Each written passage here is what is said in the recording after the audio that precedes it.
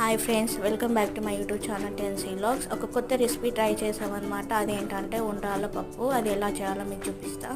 బియ్యం పిండి తీసుకోవాలి. తర్వాత ఒక గిన్నెలో వాటర్ హీట్ చేసుకొని వేడి వాటర్ తోటి అవి కలిపి చిన్న బాల్స్ లాగా ఉండ్రాళ్ళు చేసుకోవాలి. చేసుకున్న తర్వాత దాన్ని స్టీమ్ మీద ఉడకబెట్టాలన్నమాట.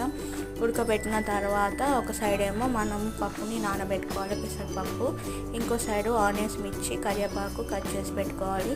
తర్వాత గిన్నె పెట్టుకొని మనం పోపు గింజలు, ఆవాలు వేసి తర్వాత మనం కట్ చేసి పెట్టుకున్న వేసి కలుపుకోవాలి. తర్వాత అల్లము, పసుపు వేసి కలపాలి.